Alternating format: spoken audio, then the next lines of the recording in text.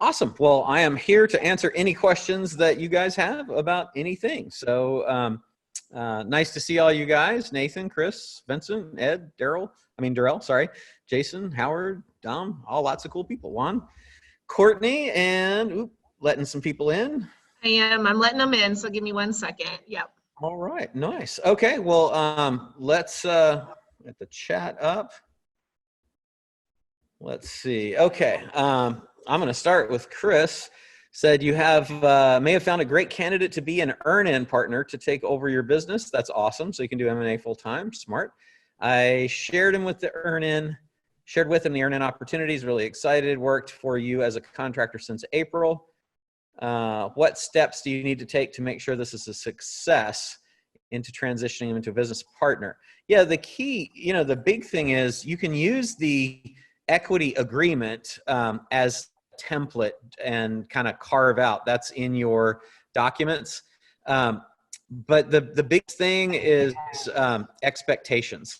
So you really, really want to have clearly laid out your expectations of what he's going to do and then what he's going to get for that. I also strongly recommend that you have, if you're having him come in as an earn-in partner, to have both time-based and performance-based earn-in, so that you have a period of time, usually it's a year, to really let him show that he is in fact a good partner, because it's hard to get rid of them once they're in, and then having the exit provisions. So I think the equity agreement template will be a good place for you to start. But the biggest thing is just, what are you expecting of him? And let's say it's in terms of a few different things. Like maybe you expect him to implement a new predictable selling system, or manage something or something like that. If you've got hourly based, like I expect you to devote this much time to this thing,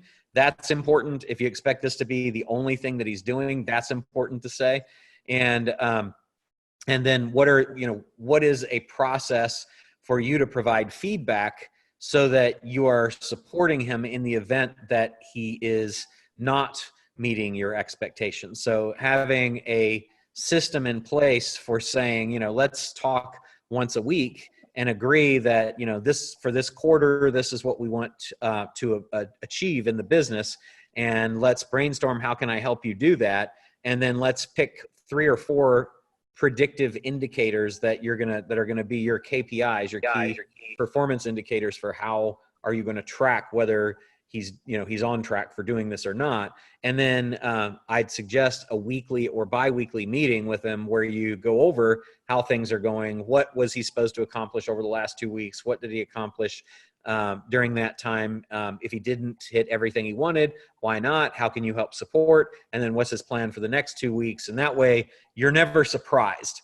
And I think if you can put those things in, those are the key things. But if you have any other questions, happy to answer them, Chris. And we're admitting still people. So Roland, you're going to see people still popping in continuously. So sounds good. I see John. How would you recommend you scale up to the solar system that Ryan described in the last webinar? I think what we'll do is have Deanna schedule Ryan, since that's his system, and let him answer that question directly. Can you set up a Ryan meeting for everybody, Dee? You know what's funny is I asked Ryan yesterday, and we are currently working on getting that on the calendar already. Perfect. So we'll get it straight from Ryan's mouth. That'll be a good way to do that. Let's see. Who or what could be a model as you focus on creating successful transition with your earn-in partner? Is there a how-to? Yeah, I mean, I would talk with Chris and Adam. Those are, those guys could coach you through that process. I think that's the best way to do it. We don't really have a video or anything, because it's, like an earn-in partner as one partner compared to how you run your team. But I definitely would go through Richard Lindner's, and I think Rich has a meeting coming up with us real soon too, doesn't he? Actually, it's on Thursday. Yeah. So what I would do is maybe, Deanna, we could ask Richard if he would go through the big 3 and leadership meeting process and templates. And that'll help, because it's really not like, you just want to bring that person in to the team. And if that person's going to be part of your leadership team, then you want to process for tracking them, what they do, setting your goals together and all that. So we'll have Rich do that, because that's the process that we use. And it's really, really good. I've done a couple consulting things implementing that into a couple of larger businesses over the last few months. And it just is so good. And we'll have Richard come in and break the whole thing down for you and give you the templates and everything. So let's see. Best practice to discuss with a landlord about the business's past due rent due to pandemic and reduced rent to capacity of operations due to social distancing. Use a lawyer or not? If so, who? Yeah. So it depends on how comfortable you are and whether you have any relationship with the landlord. If you're not comfortable doing it and have no relationship, you could certainly bring an attorney in to do it. But I don't think I would do that right off the bat. I think I would just have a conversation with them and say, you know, hey, this is where we are. This is how we are looking to make it through everything that's going on right now, and we need some help. So just have that conversation with them directly. And, we did that because we didn't know when this all went down. We didn't know, like, is everybody going to stop buying? Or are we going to be in trouble? You never have any idea. So we were able to work out something with the landlord. And it was really just approaching them and saying, hey, here's the situation. We don't know what's going on. Or maybe in your case you do. And you say, here's the situation. We've experienced a 50% reduction in our capacity because of social distancing. And we've had a 60% fall off in revenue. Here's our plan to get back on track. But honestly, until things change, we don't know how we're going to do that. We want to be a good tenant and continue paying. But we aren't able to support at the currently agreed upon rates, because that obviously assumed we'd be open. So let's talk about what we can do. And then as far as what to ask for, I think you just have to figure out what can you operate with. So if the business is able to be open, then I would ask for a reduction. And that's where I would start, just basically saying, for this period of time, we just need a reduced rent. The fallback position from that would be to abate and add, meaning that you would have a period of time where the rent was reduced or forgiven, and then that amount gets added on to the end in terms of extra months. So that would be the second fallback.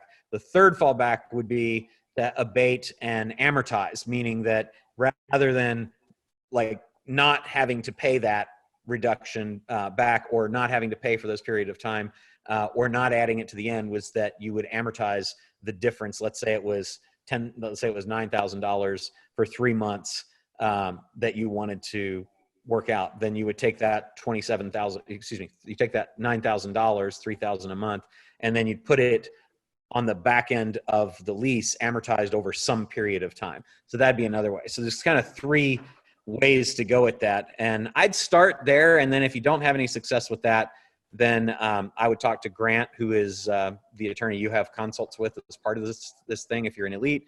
And even if not, I'm sure we could arrange for you to chat with them about that. So that's how I would deal with that. If you have any questions, I'm going to run through these. So if you have any questions, just let Dee know, and we'll pull you up and answer them directly. Let's see, Chris, what strategies could you apply from inversion thinking to your potential earn-in partner? What have you seen go wrong with these situations? The biggest thing is that you don't treat that person like a team member, that you set them up accidentally for failure because you've got expectations of them and you don't get those on paper. And then if things start not going right, you don't immediately have conversations and a mechanism for tracking whether things are going right or not. So, I've seen people be just, they bring in an earn-in partner and they talk with them and they're like, okay, this is going to be great. And they get in, and then some things don't go quite like they think it's going to be. And they're like, yeah, man, he's not doing this. And, she didn't do this and he didn't do that. And they're complaining to all the people around them and maybe even other members of the team, as opposed to supporting the person. And it might be it might be just that they're doing things differently than the way you would do them, or it might be that they don't know what they're doing, or it might be that they're just wrong.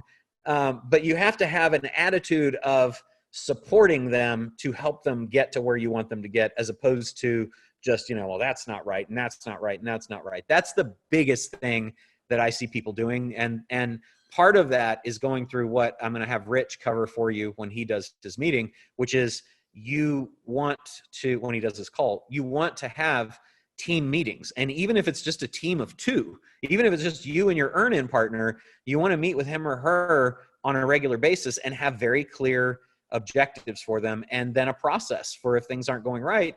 Then you're really moving as a manager with an earn-in partner into a coach. And even when you're at ultimately above the business in a portfolio relationship, private equity firms do this. We do this with our portfolio companies. They provide coaching. They come in and say, how's it going? How can we help? Well, we noticed this is down this month, and this is a leading indicator, and there need to be this many leads driven in, or this many calls made to have hit the revenue targets that we've hit. So what, it looks like you're under that right now. What can we do to help? And then you're working through that together. Now, part of that assumes that you're getting regular KPIs reporting back to you on the business. So that also is important, that you are clear on what are the leading indicators so that you can track that. Let's see. Have an intro call today. This is Jason on a 35 plus home appliance business. Very cool. Broker involved. I know. I like that you say, business does 24 million in top line revenue. Fantastic. SDE 2.4. No asking price, looking for offers. How would you handle this? I mean, the big thing, of course, Jason, is always just to ask, what is it that the seller wants? Not in terms of the dollar figure, but it'd be like, so what do you want? And you're thinking about selling the business. What caused you to list it? And now then the big question after, what do you want? Because maybe that's a general thing, like I'm retiring, or I'm moving, or I want to spend more time with my family, or I have this new thing I want to do, is what are you going to do with the money? When you sell it, before you even talk about the purchase price, what will you do with the money? And let them answer you, because then that will give you an indication of what they need, which will help you structure a deal for them.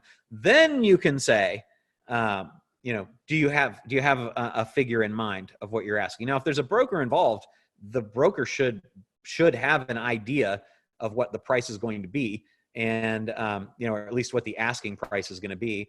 And then you just go through all of the the things that we do for on the deal breakdown to gather the information, get all the key figures, and see how can you get as close to what the seller is asking as you can. Number one, though, is always run it through the multiples and say, is it reasonable?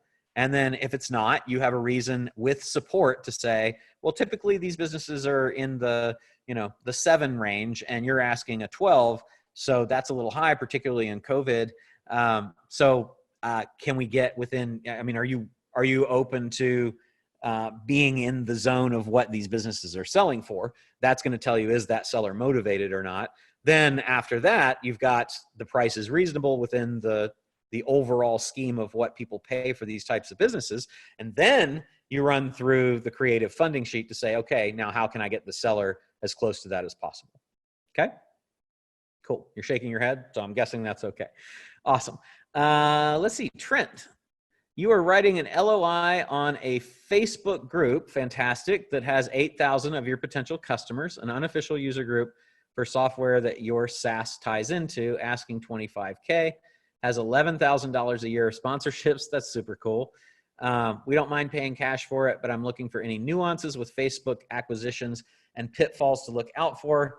I thought I saw or heard a specific agreement for these. Can't recall. It should be in any agreements that are there would be in the zip file. And then the specifics of how to do it, I know we cover in the slides. I think that's the second. Well, I'll let Deanna help you find that, because I'll just be wrong. But 8,000 of your customers, they're asking $25K. It has 11,000 a year of sponsorships. So the question would be, what is the team, or how does that group get curated? Is there content going into that group? Is there cost associated with it? Do you have to bring somebody in? And then I'd look and say, what is the profit? And our goal is 1x profit, right? So that would be the goal. So if they're they're asking basically a little over 2 times, maybe 2.3 times gross, assuming that it only has the 11,000 in sponsorships. So then I would go out and look at the ability, like let's assume that you have to pay $25K for it. If you had to pay $25K for it, then I would look at who are the sponsors right now. Can you go to them and cut a multi-year deal where they would pay you in advance? Because maybe you could get 2 years of sponsorship, or you could give them 3 years for 25 grand, right? If let's say it's one sponsor that was paying 11 grand, you could say, well, I'll give you 3 years for 25K now. Now you've got the whole thing paid for, which is super easy. And then you can go and find other sponsors and then use the group. As you mentioned, it's 8,000 of your potential customers. So that's fantastic. So that would be the very first thing I would do, is go to the existing sponsors and see if you could cut a deal. And then I would also talk to the owners of the group and say, okay, well, I understand you're asking 25. Are you willing to take that over time? And then probably even before that, I would say, these usually sell for 1 times profit. So let's run through the numbers. Is 11,000 the profit? Is there some, is it just that it's a group and it exists and the content is generated by the users, or is there a community manager that you're paying or somebody else? Does that make sense? Trent, where's Trent? Yeah, that makes sense. Okay. Any other questions? Does that give you enough, or? Yeah, there's more value in it. This because the group is self-generating, like there's conversation. I think you cut out a little bit there. You said Hey, Trent. Yeah, we'll bring strategy trainings to the group. So that'll make it to where it adds more value. Right now, it's just all the users kind of manage the content and sharing, and we'll just have more structured and bringing more value to the group. So that has a lot of value for us as a business, standalone, regardless of the profit generated from that, group itself. So the sponsorship is just gravy. And we have like 10 other partners that are in the same space that we can sell sponsorships to. That sponsorship is 2 different customers. So it's 3,000 and 8,000 what they're paying right now. So my, my approach is ask them. So they're asking 25. So I'd be like, that's cool. How did you come up with that? And then see what they say in terms of what they were, how did they come up with that valuation? Because frequently they just pulled it out of the air. Maybe they did, maybe they didn't. And then that gives you a place to talk. He had an offer, and we know the person that he claims he got the offer from. Yeah, and you think it's real? Business partner that bought us out of. Is it me, or are you cutting out? Is he cutting out for you too? Hey, Trent, can you repeat? You're cutting out a little bit. Yeah, that's all I needed. I got what I needed. Thank you, though. Okay, yeah, sure. So just generally as a guideline for everybody, when you're looking at buying these traffic assets, I think you start out with, if they have a price, then it's how did you come up with it? Then if they don't, or once they've told you how they came up with it, if it's greater than 1 times profit for the last 12 months, I'd say, well, these usually go for 1 times last 12 months profit. What was that? So that you can get the numbers. And then you can decide if it's worth more than that. And like I said, in the one that we paid 75 grand for the real estate business, it was kind of like Trent is saying, it was our ideal customer, and they had next to no revenue, but they knew there was value there. And so it was haggling over what the price was. And as I recall, they were asking 125, we paid 75. So there's definitely, it makes sense to negotiate. And it seems like everybody has an offer on the table. So it's just a question of how important the thing is to you. If it's like, I gotta have it critical, then you probably want to lock it up. But if you are okay with not getting the deal, which is puts you in the best spot, then you can be like, that's awesome that you have an offer. I just want to talk about, kind of these are the parameters on how we invest in these types of things, and then go through that. It's 1 times profit scenario. And then you can always come up from that.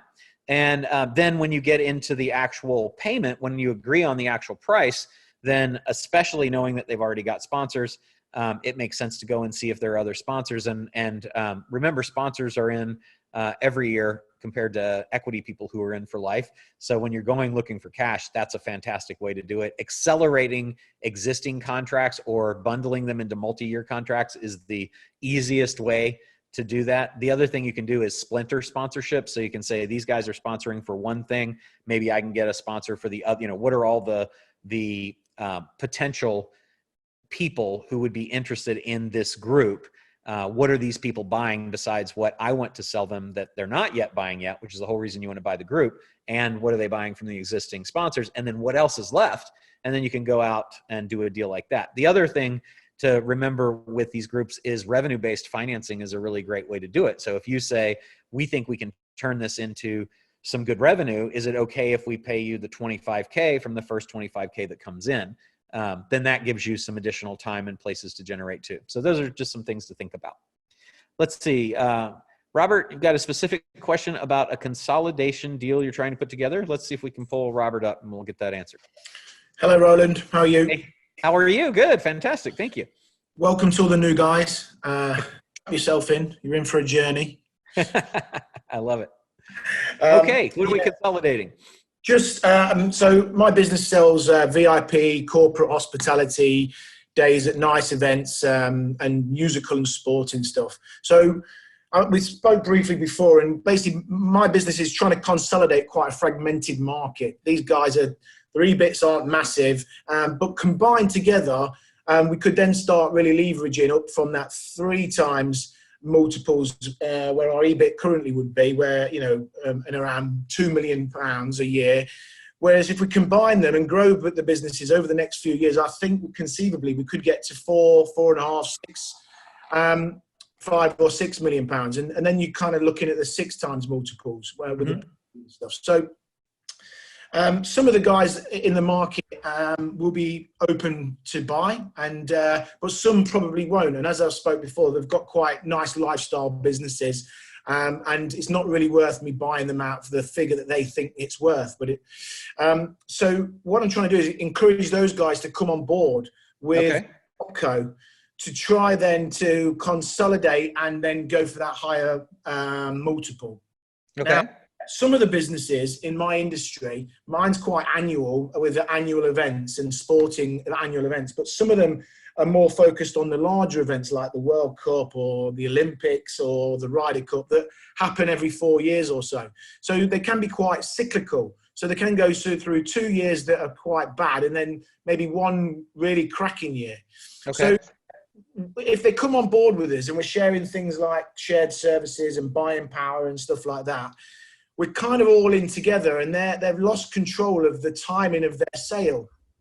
Now, what we were saying is, whatever your EBITDA is at the point of sale, you would get a pro rata percentage of the proceeds. Yep. So it kind of it's kind of unfair if it happened to fall on a bad year that suited half the crew, but the other guys were like waiting for that extra year, and they just maybe needed one more year to get that through.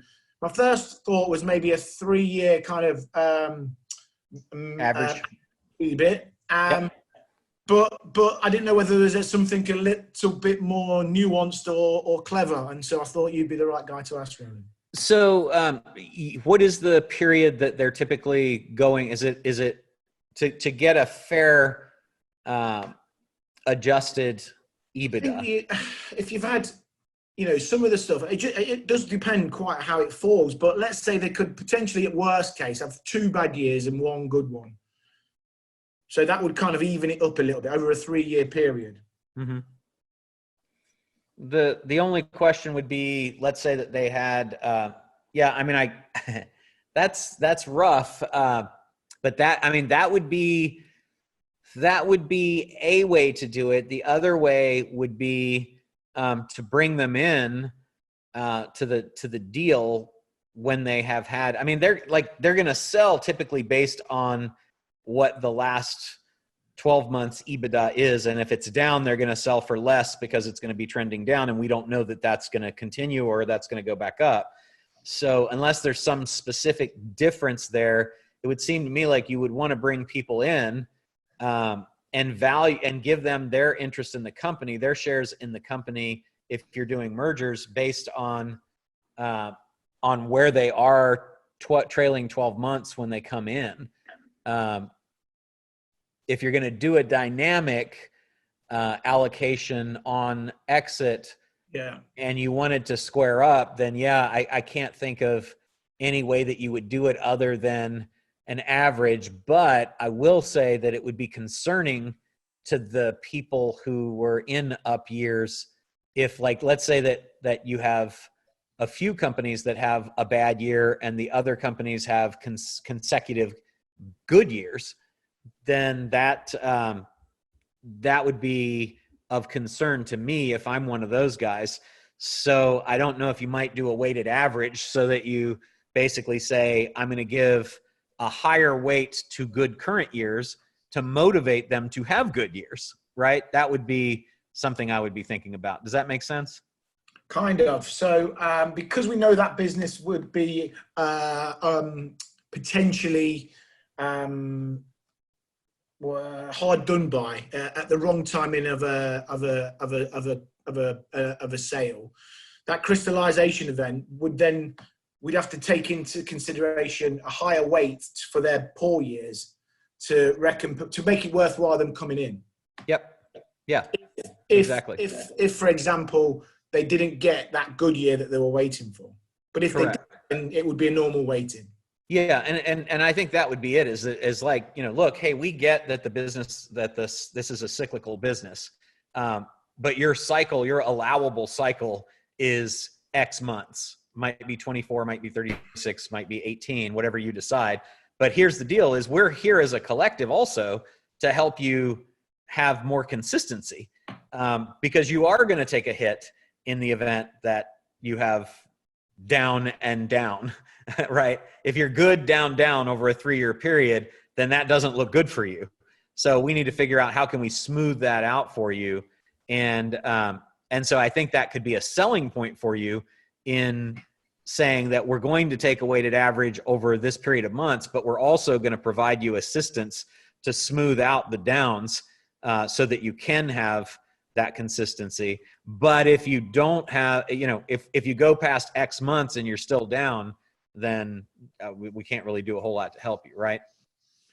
Yeah. What about if we did a thing where we wouldn't sell before a certain date, so it gives everyone three years, and then you kind of pick your 2 best to put in. Yeah, you could do that, and you could say, we work just like a private equity fund. We're acquiring, and then we have a holding period for up to X years, and then we're going to sell at the end of that. So our plan is really a 3-year, 5-year. 3 would be tough because that's not much time, and you're literally going to be acquiring these companies and consolidating for the next probably 6 to 12 months. Yeah, yeah.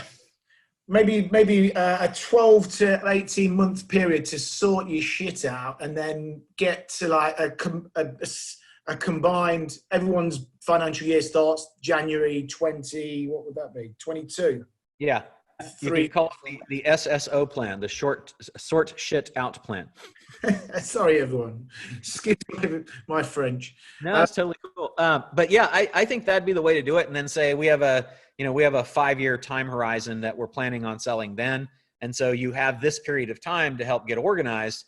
And then we're going to start keeping score at that point. And so then just explain to them the exit calculation based on the average of what they've done over that period of time. Yeah, that would work. So you got 3 years where everybody's then counting, and it's what you've tipped into it over the 3 years. Yep. And then your final year there would not be a selling event until that date had passed. Okay, great. All right. Thank you, everybody. Thank you, Roland. Appreciate it. Cool. My pleasure. Okay, let's see. What else do we have? Yeah, David Stewart had a question for you. Okay, go ahead. David, do you want to unmute? Yep, sorry. Could you hear me? Yep. Yes, we can hear you. Yeah, obviously, I'm just looking at our company there for sale, and they've obviously they've been losing money for the last 2 years, about 500,000, and now again it's up for sale for extremely low price. would it be something you would approach, you would buy, and if you would, how would you construct a deal? Because obviously you can't get seller finance or anything like that for it. Well, you can potentially, but what is your, like, why do you want it? Do you have something that you see that you can do that's going to turn that around for them pretty quickly? Yeah, yeah. I mean, basically, what it is, it's an old golf resort, which is obviously got it's got lots of land. There's a marina which is not in service, which could be actually reconditioned and be back in use. They've got hundreds of land. We're thinking about constructing a treehouse village on the land to get back up and running. It's got bags and bags of potential. Basically, it was bought by a company who sell houses, and they wanted to buy this land to construct on it, and obviously didn't get permissions they wanted for it, so they sat there with a dead egg, and they just want to get rid of it. So it was valued at 30 million, and they're selling it now for 4 million, which is a significant drop. I agree. Is the real, like, if you were going to liquidate the real estate, could you get 4 million for it? Is that yeah, like, yeah. I mean, there's quite a few, but there's a restaurant which is there. There's also got a 105-room hotel on there. There's I mean, there's a golf course of golf carts. I reckon I would get probably more than 4 million for the assets. so I mean, so the big question is going to be, how much is the burn on it, and how long is it going to take you to get to where you need to get to? And then you're going to have to craft your offer to consider those things, unless you want to come out of pocket. So the cool thing is that given what has happened to it and who owns it now, you probably should be able to get a creative financing deal on it, because it's just like, the sooner they could get it off their books, the sooner they stop losing money on it. Yeah. But my concern for you is how solid is your plan for turning what's now losing money into something making money, right? Because if you're talking about building tree houses and things like that, that sounds like that's going to take a while, right? Yeah. I mean, looking at the actual place itself, we're looking at basically the golf course is something like 800,000 for just the maintenance of the golf course, and they're losing 500,000. So if you close the golf course straight away, you'd actually be at a profit of about 200,000 just by doing that. But now I'm not too sure if because the actual place is still up and running and still got clientele coming.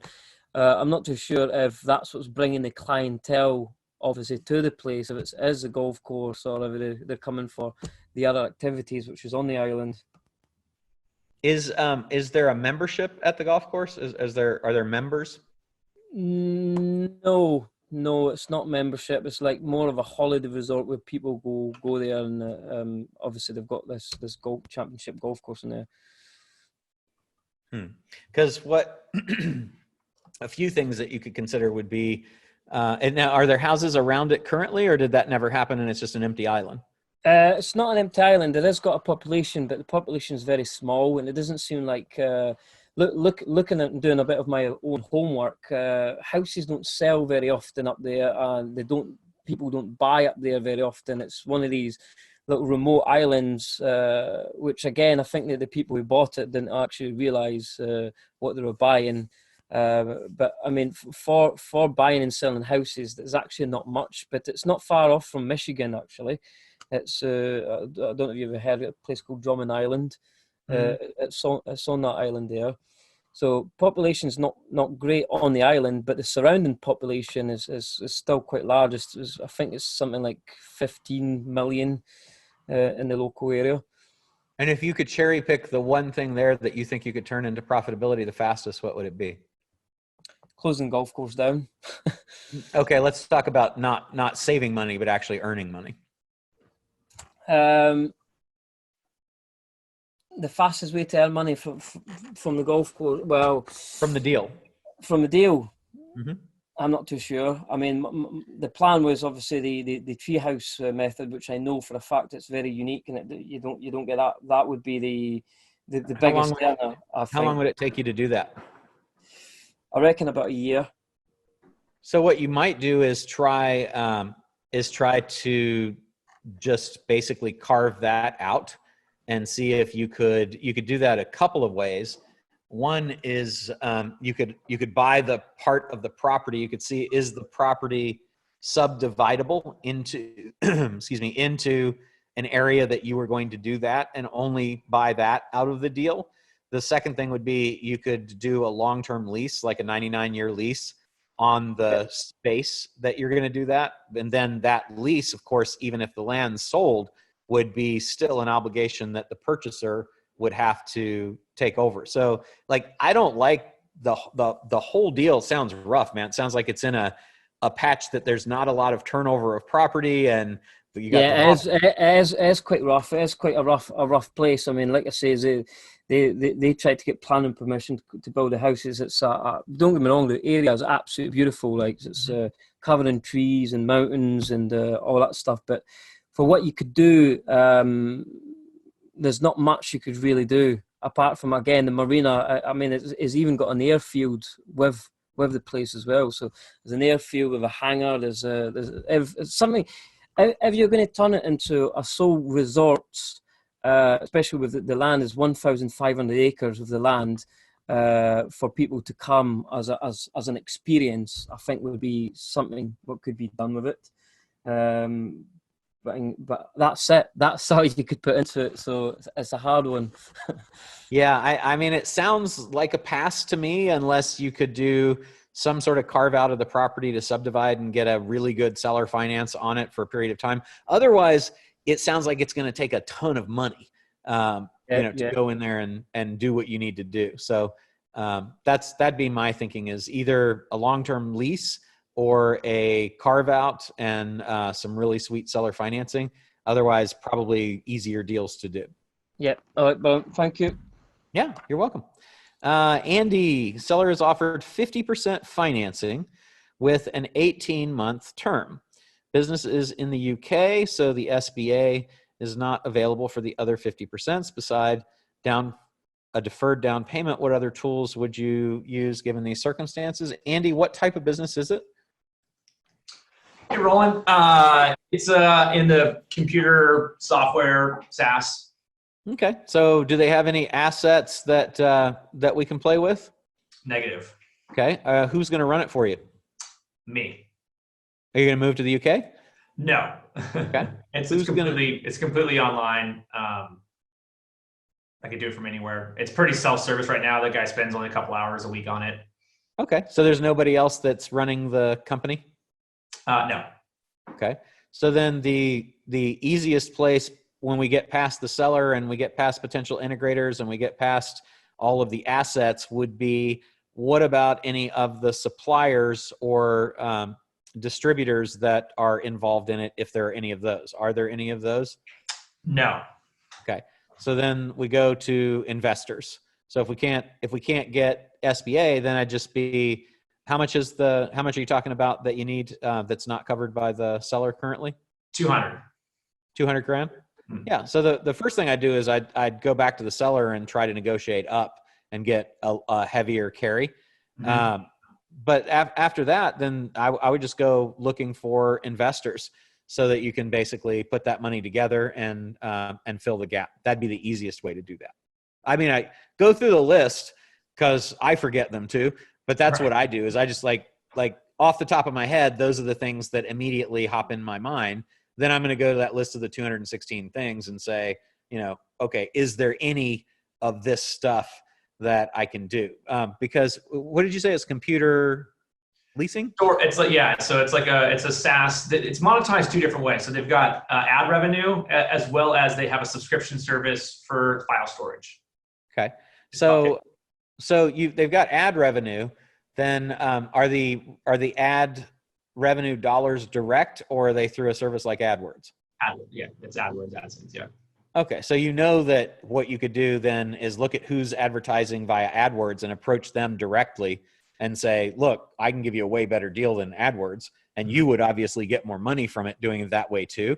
So right. I would look at everybody over, maybe a 30-day period and say, who are the advertisers on AdWords? Because those people are paying.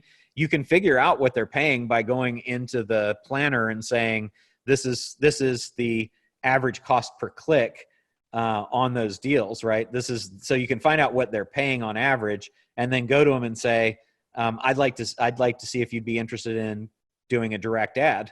And so that would be a place that you could go and then say, I'll sell you let's say it's $5,000 a month that they're paying. I'll sell you a 12-month contract for $45,000 or something like that. I'd be looking at that for sure. And then you said that the other one was what besides the ads? Subscription. Yeah. So it's a monthly, yearly subscription. They have a massive churn rate though. So there's a lot of opportunity there, I think, to reduce the churn. So I'd be looking at that too then and say, there would be offers that you could run, maybe even, is there an annual offer there currently as well? There's monthly and annual, but only 7% are taking up the annual. So most of it's month to month. Yeah. So figuring out how to do that, obviously, and then having your deferred down payment carry long enough to see the fruit of that. Like if you could get a 90-day or 6-month sub note. So let's say that the seller is willing to finance 18 months for $200K, maybe that you could say, I need you to also finance 100 for 6, right? So basically then you're down to 100, and then you can look at your sponsors to try to bridge that gap. And then you're going to make up the 100 through your ops. That'd be another way to go. So I just like, are there additional sponsors that you could reach out to would be a big one. Those are the ones that come right off the top of my head. You could also look and say, is there any application of this to a group that you might be able to license the SaaS to for some other usage? You could also. That's the third one I'm not mentioning, but if there's a very small, he's never really explored this, but that's actually where I want to spend. That's where my background is B2B, and they have a couple customers that they've been able to sell to, but he's not spent any time in there. Who else would like these customers that you have? What else are they buying? Well, it depends, because one of it's the consumer and one of it's sort of B2B. I want to spend some time on the B2B, but the consumers would buy. I mean, they're gaming, I think, would be one. Just gaming based on past traffic. Gambling, or gaming as in video games? Gaming as in not gambling. Okay, so that would be something else. Would be who else would like those customers, and then go to them and potentially get a split equity deal with those guys to have them come in as like sponsor is your first choice always, because they're in and out. But your second fallback would be, if they didn't want to sponsor, would be, this is the perfect customer audience for you, and I've got X thousand of them right now. Why don't you come in with me as a minority partner and buy X% of the business? And, depending on whether, like, that's valuation arbitrage opportunity there and with investors, so that if you're getting the deal, if you're getting it for a smoking deal, and then you go to them at fair market value, then maybe you can get your 200K that you need. Because basically you got a gap of 200K. So then we just want to list every single possibility from those 216 things that you can do. Split equity is one of them. Sponsors is one of them, right? Licensing is one of them. And then say, who are my potentials for each of these strategies? And then start your outreach. Awesome. Thank you. Is that helpful? Yeah, super helpful. Thank you. Okay, cool. Good. Okay, let's go. Howard, are there do's and don'ts about investor earn-in situations? May have an opportunity to buy in or earn in for equity involving a patent property where I bring certain skills to the party. Okay, let's pull Howard up. Hey, Howard. How are you? Good. So tell me a little bit more. What, just so I know the specific question. Yeah, it's kind of a unique situation in that I ran across this company who has a pretty good track record, 15 years in the business, lots of technology-based patents and stuff, and he's created something new that is kind of timely based on what's going on in the marketplace these days. And I guess the easy way to present it is that he's pretty much got the technology side of the equation covered, but he doesn't really have the go-to-market and marketing strategy and business development side of it. And that's Okay. really what I've done for 20 years. I owned a direct marketing agency for 20 years and sold that a number of years ago. So it's kind of like two halves make a whole situation. He was looking for a certain amount of straight investment. And then we started talking about different alternatives. And at this point, it looks like I can get up to 20% of the company on a new patented product for about 20% of what he was originally asking, but earn in the rest if I kind of pitch in my skills, help him bring this to the market and let it develop. Okay. And so all that sounds great. So what is your question? Well, I'm just wondering, are there do's and don'ts? I've never been involved with a patented product before, so I'm trying to understand, are there any nuances about that? How the LOI should be structured in terms of, you know, how does that become part and parcel of the company versus a standalone element of any agreement that we would come to? Yeah. So number one, you'd want to see who owns the patent. If the patent is key to the business, is the patent owned by the business or is it owned by the individual? If it's owned by the individual, then you want to be sure that there's a license of the patent perpetually for all intents and purposes to the company. You want to be sure that the patent's valid and that it is currently, that it's current. So those would be a couple of things to check out first. And then after that, I just go through the equity agreement template that I've given you in the forms, and that's your checklist basically to go through. Okay. Okay. All right. Okay. Yeah. Thanks. And if you have specific questions about patents, Deanna can refer you to Rich Goldstein, who is our patent attorney, and I'm sure he'd be happy to chat with you about it. But the main issue is before you get equity in a company that depends on a patent, be sure that the patent exists, that it's current, and that it's owned by the company. Yeah. One other nuance just before I let you go is the way we've been discussing this is, you know, obviously I'm trying to hedge my bets and, you know, cover risk, whatever. So we've sort of generally agreed that I would help this go-to-market strategy before I would actually invest big dollars into the operation. So it gives me a chance to kind of prove that the thing is going to fly and work and all that stuff before I have to write a check. Yeah. Second thing is that initial investment would generate a certain amount of equity interest. And then based on how well the product took off and how quickly it took off, by the end of the year, that would generate an additional opportunity for basically commissionable sort of equity add-ons to the whole equation. Yeah, I think that's great. So yeah, for sure. I would, you just build that into your deal to allow for that, right? You want to define clearly what are you doing up front for what equity, and then are there incentive equity opportunities for you past that based on other things that you do that benefit the business. Yep. Okay. Thanks. Cool. You're welcome. Okay. Let's see. Thomas, what would be the most beneficial to start working on right now in preparation for the accelerator, setting up a holding company, start searching for companies to acquire? Yeah, man. Thomas, I would get your SPV set up. That's just a corporation or an LLC. And then just go through the program, and it is step by step. So just follow through. And then as you have questions along the way, ask, but we've really set this up to give you everything that you need at the moment that you need it based on doing this with lots and lots of folks.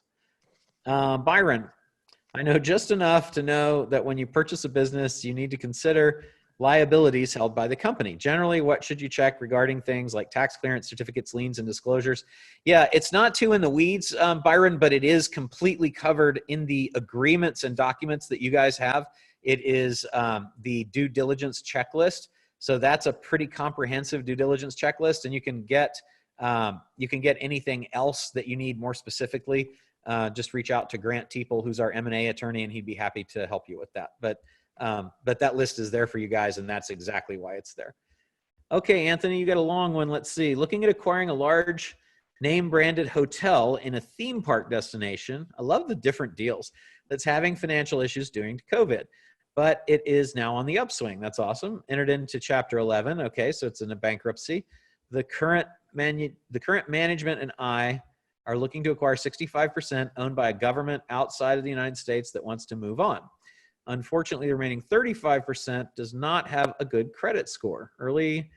This year before COVID, the business was valued at $42 million in preparation for buying out the minority shareholder. Unfortunately, COVID happened, that was delayed. Now we're able to acquire control in the majority for $7 million, depending on the further negotiations. SBA is not possible given minority shareholder and external government not interested. Any other thoughts on deal structure?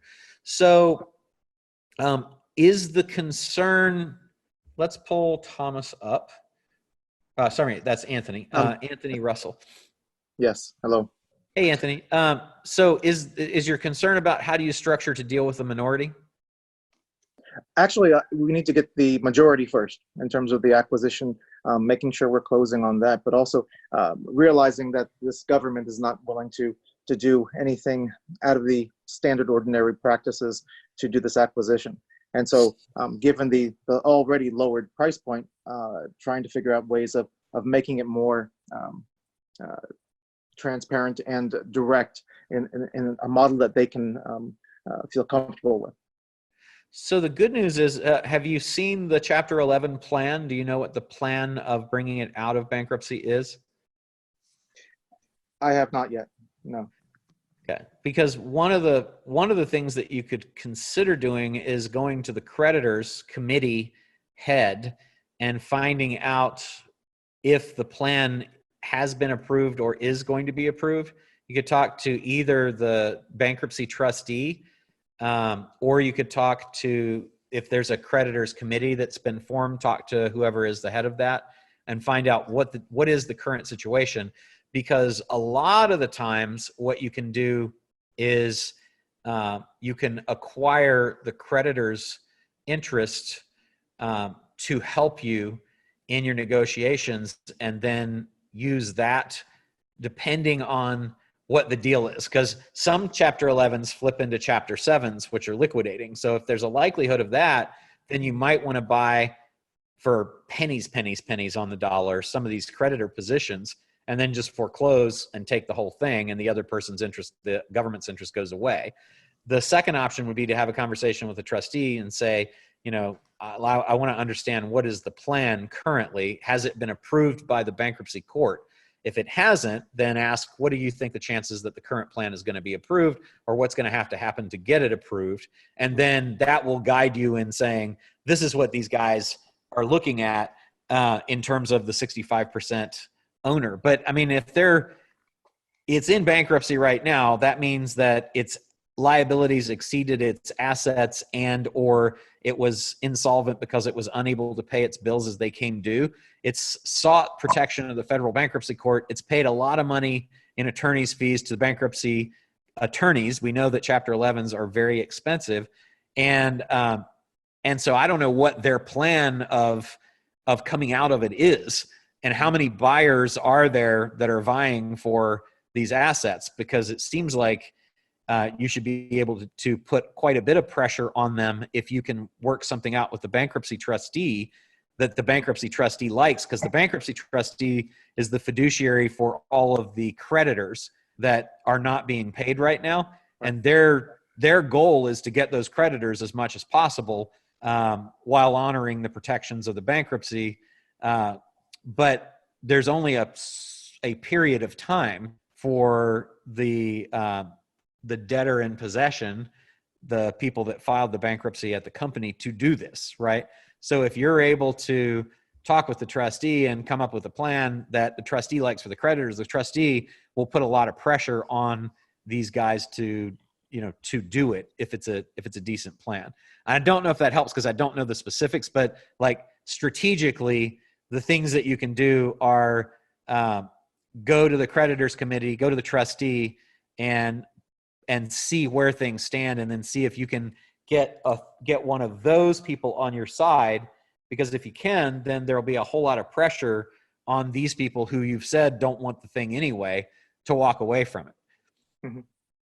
Does that make sense? Does that help? Yes, thank you. Absolutely. Okay, cool. Great. Okay, let's hop to, Darrell Patrick had a question. Darrell? did you get Xavier, who was just ahead of him? Oh, sorry. Let's see here. Okay. Oh, sorry. Xavier as well. Xavier, Yeah. you want to go first? Xavier? So Xavier, go ahead. Yeah. Hi, Roland. How are you? Hey. Good. How's it going? Good. Thanks. So, so I'm on the other side. I'm more into selling than buying business right now, and Yep. mostly in e-commerce space. Okay. So I sold a few e-commerce last year that were under 100,000, and it was just an asset sale, very easy. They funded the escrow, and then we transfer the asset, and they send the money. But Yep. this time it's for 500K.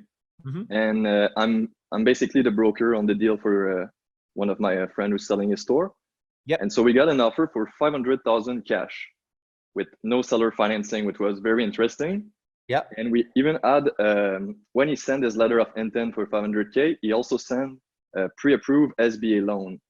So we thought it would be really easy, but since my friend is outside of the US, it's becoming more complicated. So what the buyer want to do now is kind of get access to his LLC to request the loan from the LLC. And then he would basically give the money to my friend, and then my friend would make him the owner of the LLC and the e-commerce. And that's, so we're in a situation where we don't know if that's a creative way of doing a financing or if it can be more like a scam. No, it is. It's Yeah. actually one of the ones that I list in the 216 things. So it's there's nothing wrong with it. You would just want to be sure to protect your friend that your friend doesn't have to sign any personal guarantees for it, and that the business is going to get the money, and that there's no covenant or restriction on the loan that would stop the business from then giving it to your friend. As long as that's there, then your friend doesn't have the liability and your friend can legitimately take the money out of the business, then you shouldn't have any problem with it. So you want to get an attorney to draft that up for you, and it would be done through escrow. But yeah, absolutely, you can do that. So the money would reach the LLC of my friend, which the money then would come into the LLC, and then basically your friend would money out of the LLC and turn it over to the other person, who would then take over the LLC that has the debt. And the debt wouldn't attach to your friend because the debt stays in the company. In the company. So when the buyer become the full owner and my friend is left out, then he's the one paying for the loan, and my friend get the full cash, can move that to his other company. And that's how he you would go about it. In escrow, you would have escrow do it. So basically the money would come in to the company, and then you would take your acquisition agreement and your document to transfer title to the, however the company is held. And all of that would go into escrow, and then escrow would give 500 grand to your friend, and then give the company with ownership to the buyer. You definitely want to use escrow for that. Oh yeah. So even if it's his own LLC, when the money is there, put that in the escrow, and then we do the transfer of assets and LLC ownership, I guess. Yeah, because you got to get the money out. You don't want to. You're right. That's the whole benefit of escrow, because it's a chicken and egg thing. It's like, well, I don't want to get the loan unless I know you're going to take it over, and I want to be sure I can take the money out.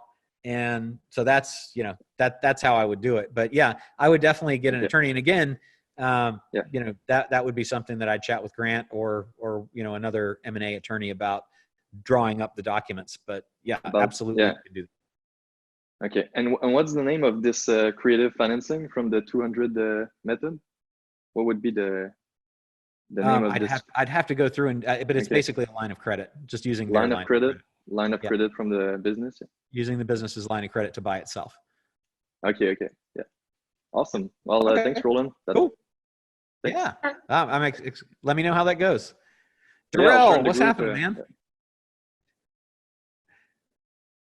Hey, Darrell. Unmute Darrell. Hey, Darrell. There you are. Good. All right. So I'm looking at a CFO services firm.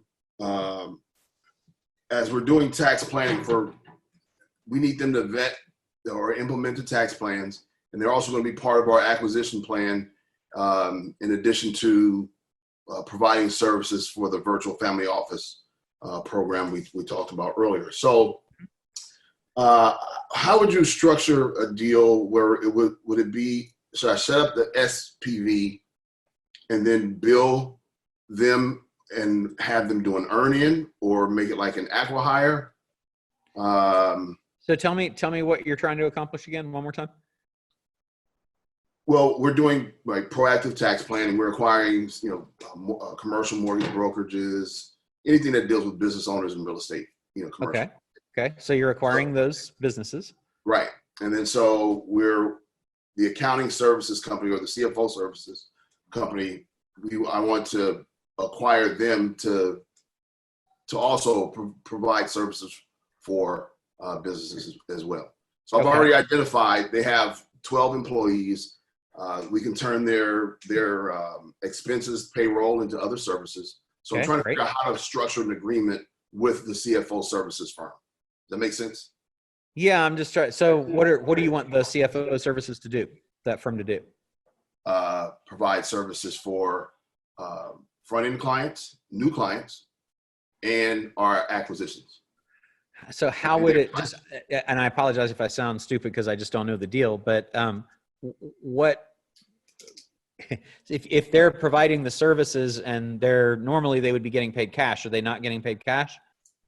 No, they'll be getting paid cash. So what I'm going to do, I'm going to come in and optimize all their marketing, right, and generate new revenue. So I've identified an additional 1.2 million, but I'm not going to do that for free, of course. Of course.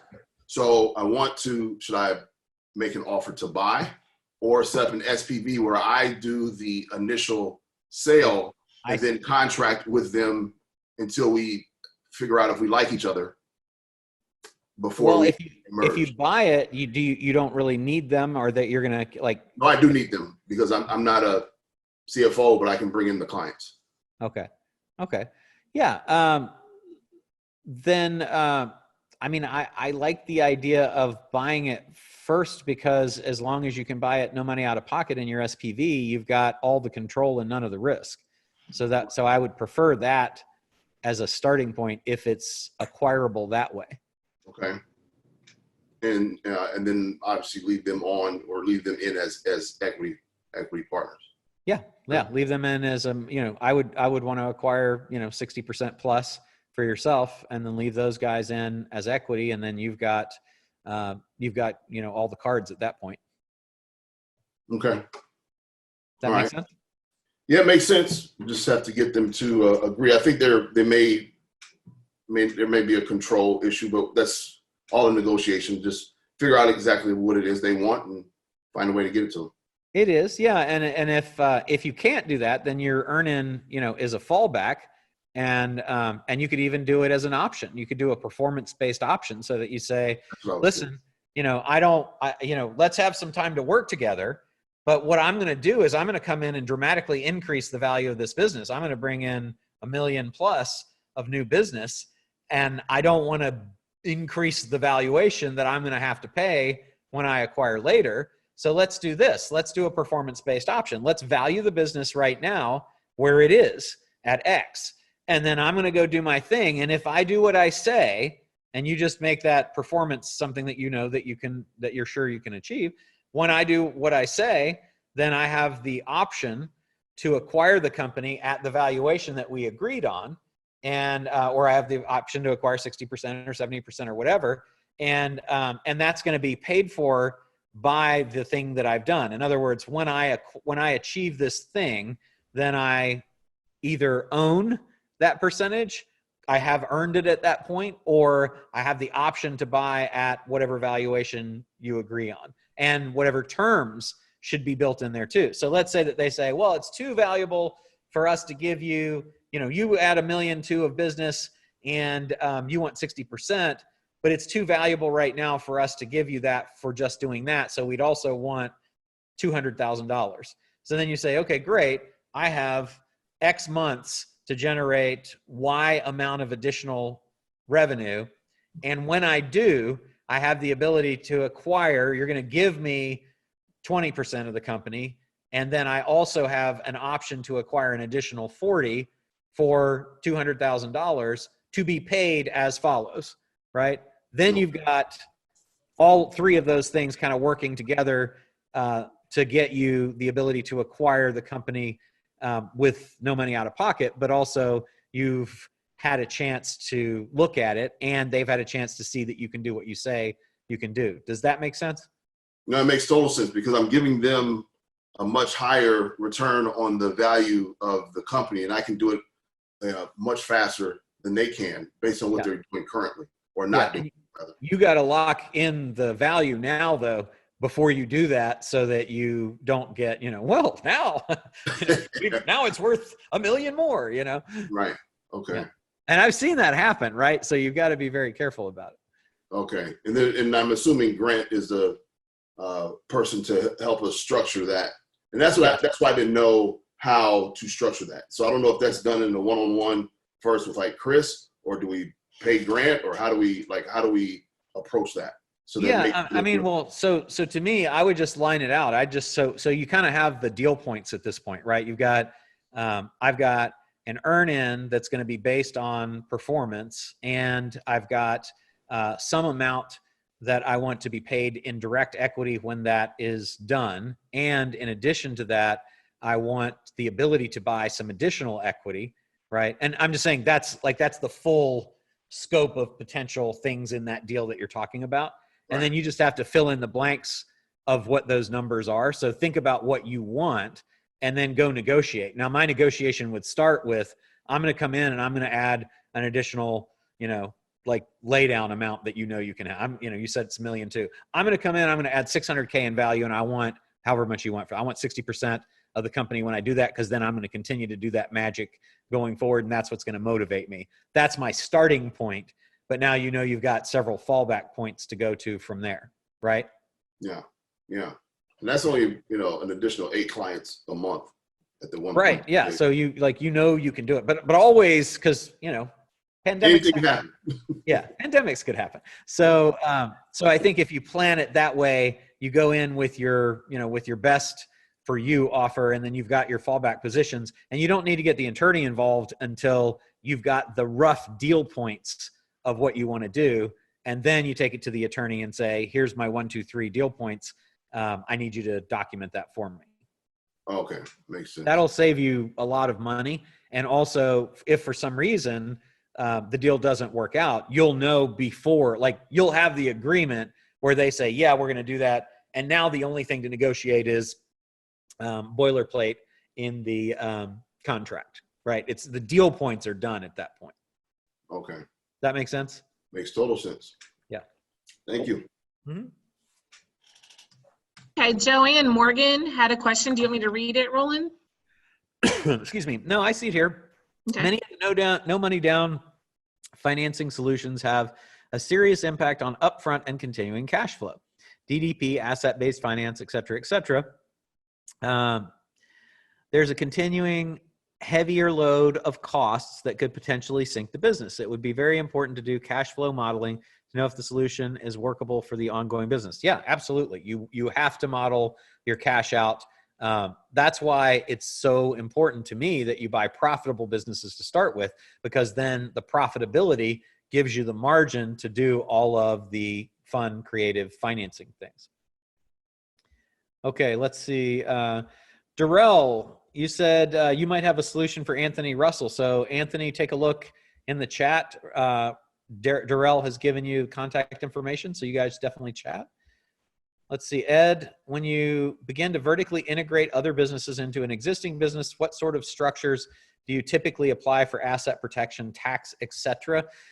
It's really what I go through in the program, but the short answer is that we like to, if we're acquiring another business, we typically are acquiring the assets. If it's an integratable business, meaning it's going to tuck in to a business that we've got and the two will become one, then that's usually done where they do exactly the same thing.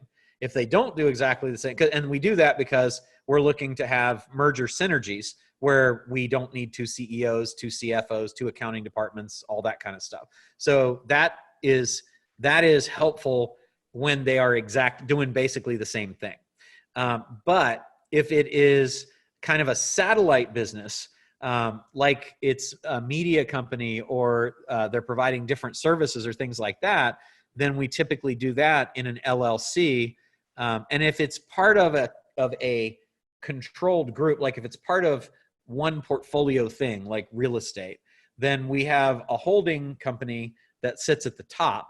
And underneath that, they're usually LLCs. So usually the top company is a corporation and the lower companies are LLCs that are just passing through. But each thing that we buy in that case that is a separate profit center is typically done in an entity that has liability protection. And the reason that we use LLCs at the lower levels and a corporation at the higher level is that we generally want all of the revenue and profits of the group to end up sitting in that one place on a consolidated financial statement because we're planning to spin off and sell the holding company. The smaller ones, we're not really doing that we're not really separating those out into separate entities for any reason other than having the ability to limit liability if something bad happens at one of them. So I hope that gives you, but in the training, it's like an hour of talking about this. So that I have diagrams and all that kind of stuff. So I'd encourage you to walk through that, Ed. Let's see. Lou, yes, growth percentages do frequently affect valuation. So the faster that you're growing, the higher your valuation is likely to be. If you can show that that is happening on a continuing basis year over year, people like that. Larnie, where will you base the multiple on 2019 positive net income or first quarter of 20 negative? Yeah, so I talk about this a lot, and a lot of people have asked, Larnie, so I'll say it one more time. Because we have a new normal, with COVID, and now we've got 4 months of really looking at this, right? We've got April, May, June, and July is about to close.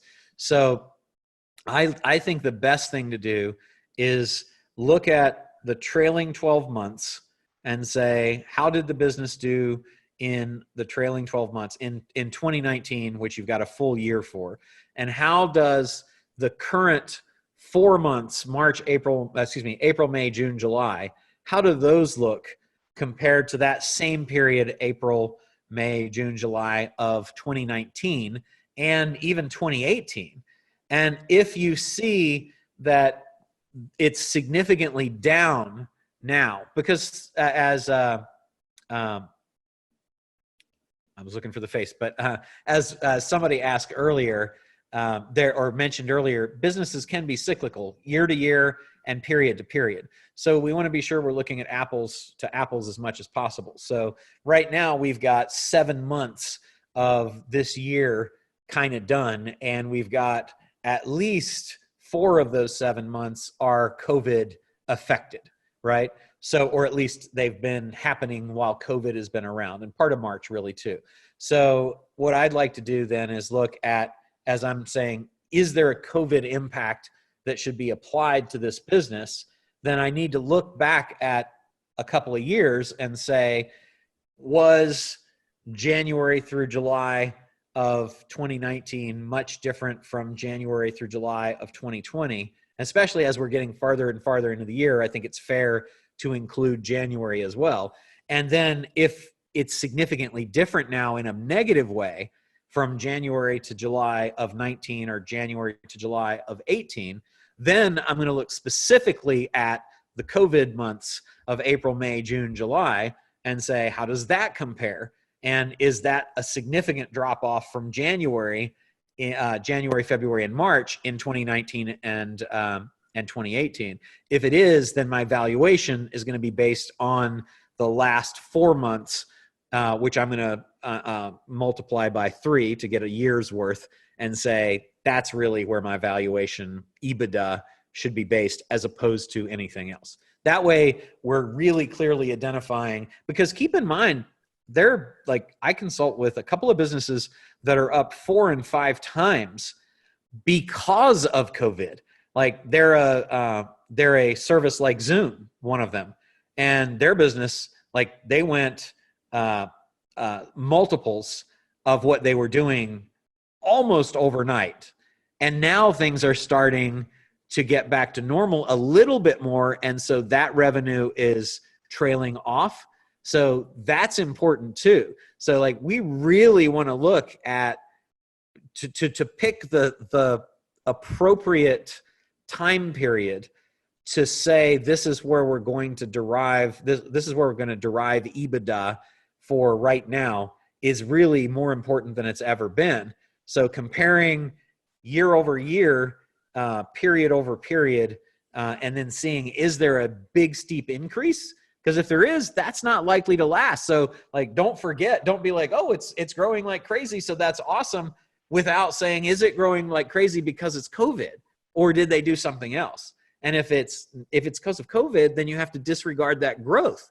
And even if they're saying, yeah, but look at this great growth, you say, yeah, but that's specifically because of this, and we don't know if that growth is going to be sustainable after after we get to the next normal, right? Because we don't know what the next normal is. So be very careful when you're looking at your period for determining EBITDA. Don't pay based on 2019.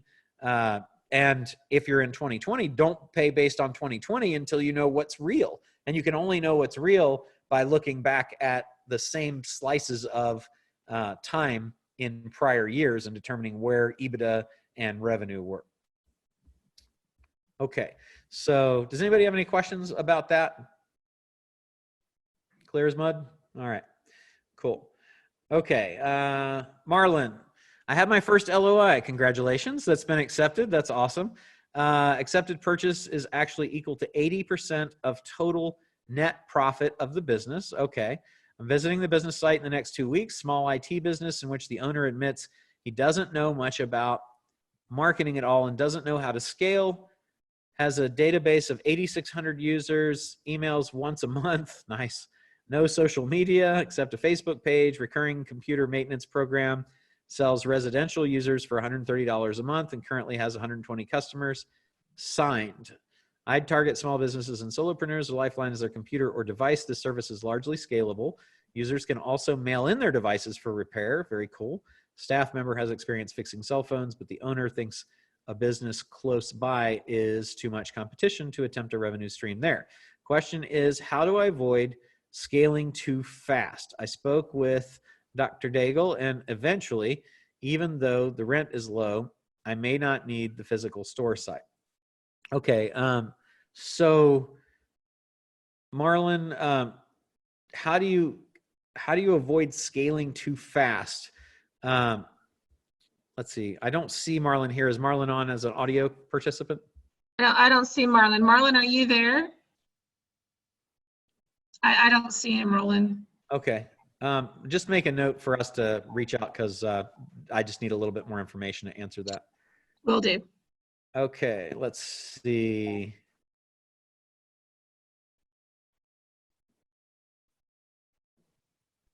Okay. Suleiman, 401k and Rob advice. So I have a decent chunk in the 401k, just learned about the Rob option from one of your webinars. Is there a downside of doing a Rob? Can you share any experience you have with these types of transactions? I mean, it's the same downside as you have with using any of your retirement funds. They are your retirement funds. So if you're comfortable accessing them to use the investment and you feel comfortable with the potential of losing them, then I think it's a good way to go because it's capital that you can access, and who better to invest it than you? So I think, Suleiman, you just have to look at that and say, how comfortable am I with the transaction, and do I believe that this is going to be safe for my retirement assets? And if it is, then I would go forward with it. The things to watch out for are unrelated business income taxes, which are taxed at a not terribly favorable rate. So definitely talk with your tax attorney as you're structuring that deal. But as a methodology for accessing funds to do deals, that's absolutely a fantastic option. Deanna, Jason was asking, where is the 216 thing list in Kajabi? Yeah, I responded to him on that one. So it'll be, Go ahead and answer questions. okay, well, it will actually be posted because it's a drip campaign. It'll actually be posted in yours in about, I think it's next week for you guys. Okay, great. Let's say, Lou, how do you typically handle employment contracts for sellers who want to come aboard? Fantastic question, but you're not sure how they fit into your organization past integrations. Deal is important for me because it brings a key technology to my business. Business is losing money today. The two owners are the only two employees. I mean, that's a negotiation, Lou, as far as how do you handle the employment contracts? We typically only want them for the time, like they're selling their business. If they're going to stay on because they're valuable on a continuing basis, then it makes sense to have them. If you just need to find a way to have them continue to be on because you want to bring this deal in, even though you don't need them, then you might have them be advisors or consultants as opposed to employees. And only for the period of time that you need them. I mean, if you think about it, like you have all of these potential ways of structuring the purchase. And one of the ways to not have to come up with a lot of money up front is to give the seller a employment agreement or a consulting contract. And so if you give them that contract, then you typically are giving them less money up front because those are assets that like you take away from one and the other one goes up. It's like a seesaw. So if you don't really need them, then your option would be potentially to say, I will just add, I'll add to the value of what I'm buying and I'll make it more, and you give me seller financing on it, but I actually like the employment contract better because I'm going to get the tax write-off of it, and it's going to be ordinary income to them. So as I'm looking at it, I would basically just adjust your purchase price accordingly, right? I don't know what else to tell you without more information. Do you, is Lou on? Yeah, I see Lou. Lou, do you have a specific question about that? Yeah, it was just it was more of a general question. Is there anything pitfalls that I should avoid? It's, there's two parts of the business. One is a technology component that I don't have. The other is the operational part, which is funding loans. And that's pretty much a tuck into my business. Okay. They're going to be key on helping me with the technology integration. Okay. But past that, I don't really see them much on the operational side. So I was thinking about some type of structure whereby I would maybe put the technology into a separate company. Yeah, I was thinking that equity in that. Yeah, give them a little equity in that, and maybe just structure a shorter employment agreement with my main company, but then have them just consult for that technology company where they also have a small amount of equity in. Yeah, and I mean the bottom line is if you have to have them to make your deal, if you have to pay them to make your deal go, then you pay them. But if you don't need them, then I would just say, hey, you guys probably want to do something else. What's your plan post sale? Because I don't want to tie you up, and so I want to be sure you've got the ability to do what you need to do. It seems to me like this is going to take 6 months, 9 months, 8 months, whatever, to do the integration, and then ask them to say, so after that, what do you see happening, and what do you want? Because obviously they wanted to sell the business, and presumably that has something to do with not wanting to continue to have to be there all the time. I don't think they have much of a choice. Yeah. Okay. All right. Well, then you also have more negotiating leverage as you say, guys, I really only need you for this period of time. So how about we do this? And that way that'll give us, for sure, we'll be done with the integration. And then you guys are free to do other things. And if we find something else to do together in the meantime, I am wide open. It'll also give us a chance to work together and, see how we all are during that period of time. That's probably what I would say. Thank you. Yeah, you're welcome. All right, Larney, is it better to do ABL or assume a portion of the company loan to the extent of the down payment? Yeah, it doesn't matter.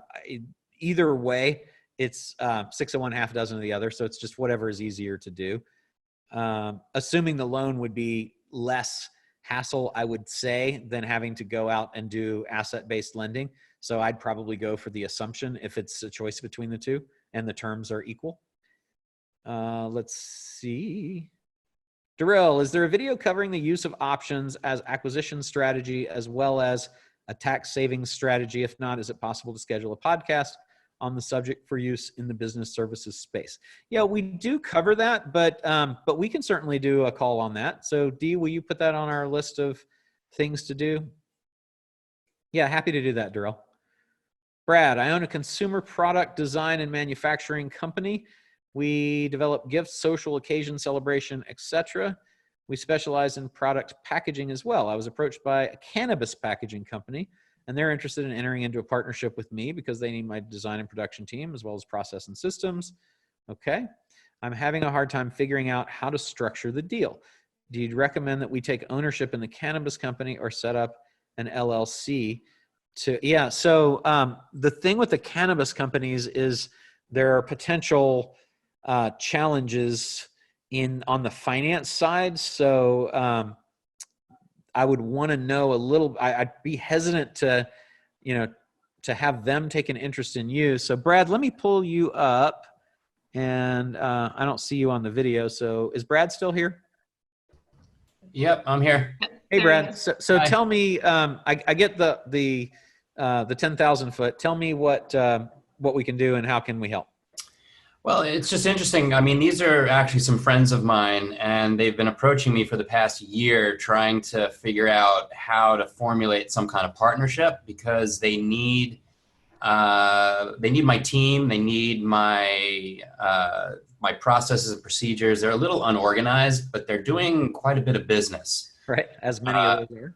And I think they, can do probably a lot more business by focusing on some other types of companies. Right now, they're really tied into like 4 or 5 cannabis companies that they've kind of been doing business with for a bunch of years.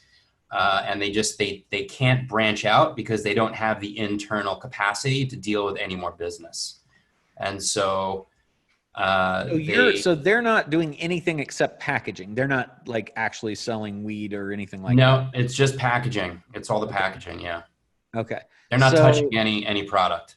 Okay. And so then you're trying to figure out how to structure the deal because they need access to some of your stuff. Mm-hmm. I guess it's, I mean, it would be pretty simple to say, what is the value of, like, what would you charge in cash for the services that they need? Mm-hmm. So I would start and say, value that company and pick your valuation in, any way that you want. Let's say that it's $1 million because it's easy to work with. And then what is the value of, if you were charging them cash, can they not afford to pay the cash for the services that you've got or to hire them someplace else? I would imagine they could. But they don't want to. I don't think they maybe they're lazy, and they know what we do. I've known them for a very long time. We trust each other. And would you rather have an ownership interest in them than have the cash? I think the ownership interest is there's something there. They've got a lot of contacts in the industry, and I feel like it could get bigger. It could be there could be a bigger piece of the puzzle here. Okay, great. So years down the line. So that being said, then, if let's say in our hypothetical, we valued them at $1 million, and you're going to do $200,000 of services for them, but you're not going to get paid cash, you're going to have costs of doing that. So typically we value that higher. Right. We usually value that at like 2 times the amount of services. So in that case, I'd say, well, we're going to provide $200,000 of services, but we're not going to get paid and we're going to earn cash. So it's almost like we're investing in your company. And so I'm going to want a 2X on the value of those services, which 200,000 in services times 2 would be 400,000 in $1 million valuation. That'd mean that I would get 40% of your company in exchange for doing this. And then we would go forward and I'd be able to continue to help do that. But you also have to figure out, like, because unless you just want to fund this, you need to have a mechanism that you actually are getting paid as well. Yeah. So you might think about a hybrid model where you say, where you calculate what's your out-of-pocket cost and your opportunity cost in doing this. Because if you've got capacity without hiring other people, then your opportunity cost is low. But if you don't, and you would have to hire more people to do this, you need to be sure that you're able to, to continue to cash flow and in a way that makes sense. Yeah. So I just be balancing those numbers to decide. But typically, if we're going in for services, we want to hire, a higher level of valuation contribution. In other words, that 200K in services, I'm going to value usually at a 2X. Okay. And then the other thing to think about would be maybe doing it as a hybrid, so that you that's what I like. Yeah. Because we need to get paid for what we're doing. We can't do it for free. Right. So and I'm going to have to scale up a little bit too. So what you might do is say, okay, normally it's at $100 an hour that we do these types of services for. Mm-hmm. And your margin is, let's say, 50% all in. Then you've got 50% that you've got to get to cover your costs. And maybe you say, I still want to be able to make 20% on that, because that's my, effectively my opportunity cost of capital. So Right. In that case, you'd say, out of every $100 that's billed, you can give me 70, and then 30 is going to go towards equity. And then you just agree on the valuation. And so if it was 1,000 hours at 30, then you would get paid, 1,000 hours, Yeah. you would get paid $70,000 in cash, which Okay. would cover your 50% margin plus your 20% profit. And the remaining 30,000 would be credited. In this case, it's $1 million valuation. So you'd pick up 3% of the company. And just keep in mind that in those deals, you do want, if you're not going to get control, you do want the ability to cash out. So you probably want a put option with a valuation in there someplace. So again, and again, that equity agreement is a good place to look for a lot of that stuff. Okay. Thank you. That helps a lot. Okay, fantastic. Thank And you. I believe that's the last of the questions, unless, Deanna, I've missed something that you know about. Well, that works out really well because we're only 5 minutes over today. So thank you all for being here. And I appreciate the questions, really great questions. And as always, feel free to reach out if you've got anything else that you need, and let us know. And we'll see you. What's next for us, Deanna? We've got a couple calls that we'll be looking at to schedule. Yes, we do. And then we also have, starting tomorrow, we have our call with Coach Adam, and on Thursday, your call with Coach Chris. So make sure you're checking your emails from Bailey and myself, so you have all that information. And also make sure that you're plugged into Facebook so that you can see all of our posts and everything that we're doing. So have a great week. All right, guys. We'll see you soon. Thank you.